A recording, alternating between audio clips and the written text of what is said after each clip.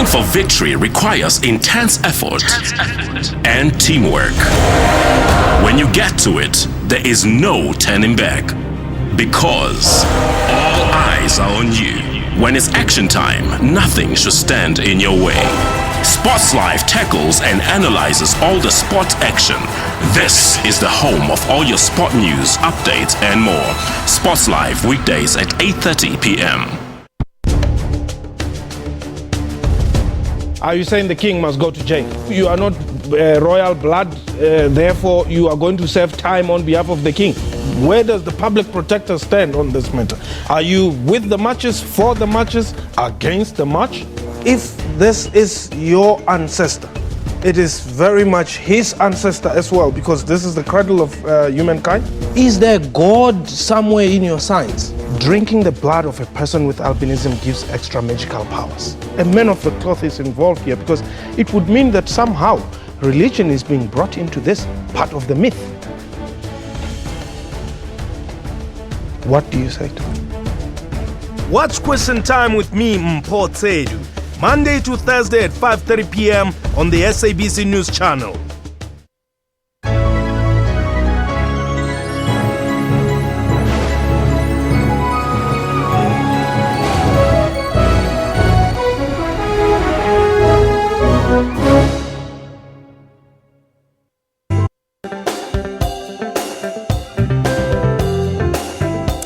Let's take a look at this developing story. About 14 million people face hunger in southern Africa because of the droughts that have been occurring. All this was announced by the United Nations World Food Programme this week.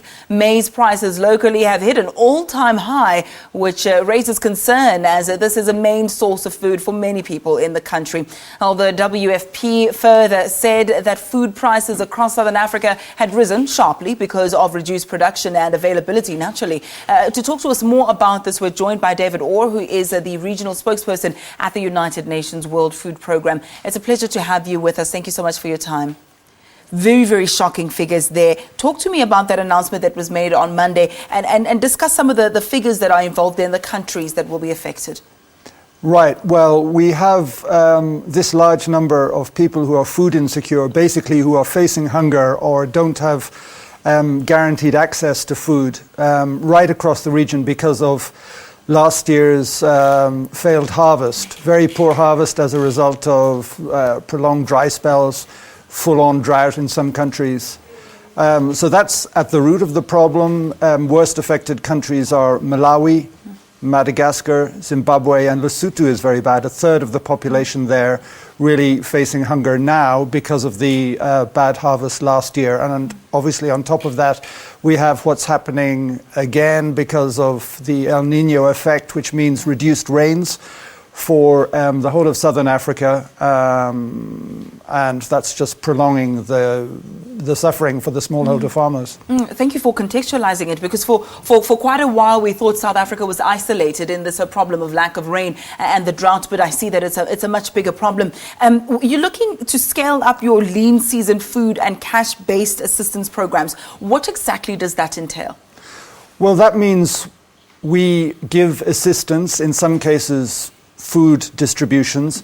Where market conditions allow, we give cash to, we're talking about the most vulnerable people. And again, these are mostly subsistence farmers in the countries I mentioned whose harvests were very poor last year.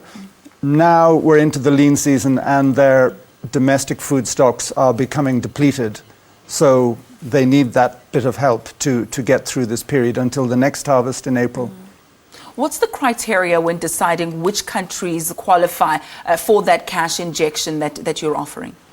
Well, basically, we work in a number of countries which need our assistance. There are evaluations, assessments carried out in conjunction with the governments and other partners to determine exactly what the level of need is and where precisely the most vulnerable people are located. And for how long do you intervene? Because, you know, when you're dealing with nature, you don't quite know how long the dry spell is going to last. Maybe the next crop also might be affected by this drought as well. So we don't quite know how long they'll be needing assistance. But how long do you offer the help? Well, it depends on a number of factors, not least of which is our funding situation, and that's a real challenge for us.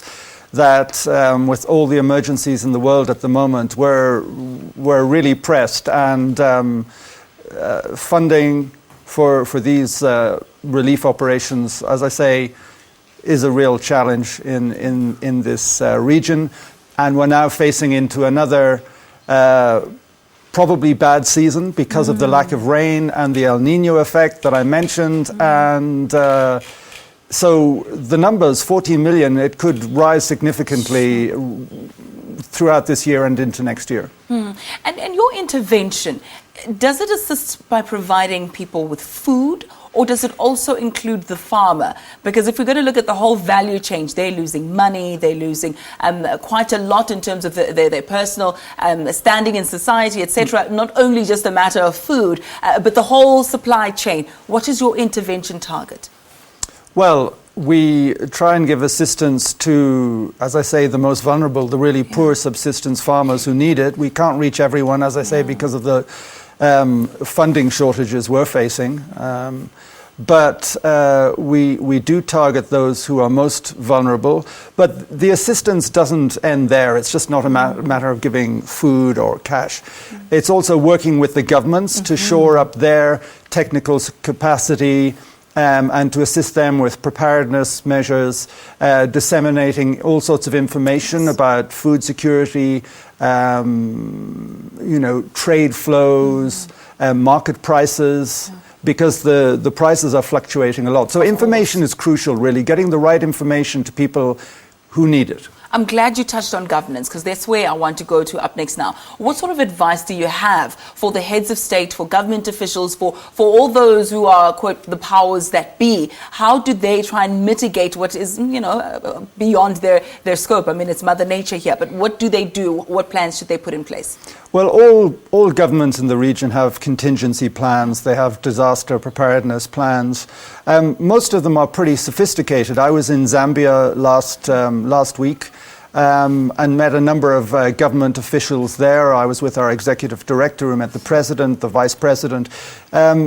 She was very impressed by what she saw talking to government ministers and, as I say, the president, the vice president. So mostly these plans are pretty well advanced. Where we can offer particular advice is in the region of humanitarian preparedness assistance, and also things like, as I say, information. We use a lot of mobile technology now to gather information, so we can really help the governments in setting up those sort of things so that they're really well equipped and know what's going on.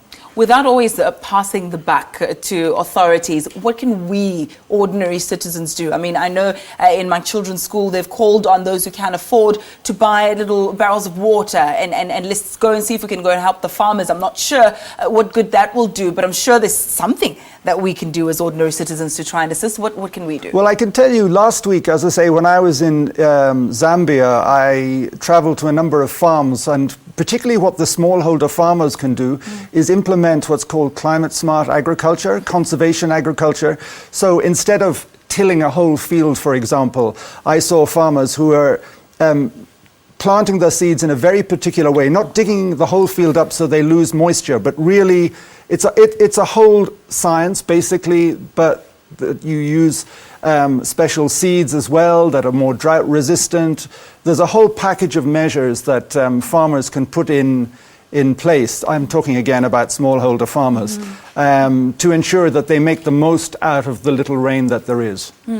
Sometimes the media gets accused of exaggerating or perhaps just blowing things out of proportion. And maybe if you're not a farmer and it doesn't affect you directly, then it can be very detached from the situation. But in your perspective, how serious is the situation at the moment, in your experience? About 40 million people facing hunger. How dire is it? I think it's looking alarming. The reason is not just one bad season, but it's a succession of things coming together. So you have the very bad drought leading to or prolonged dry spells in some cases. It wasn't always drought in every country.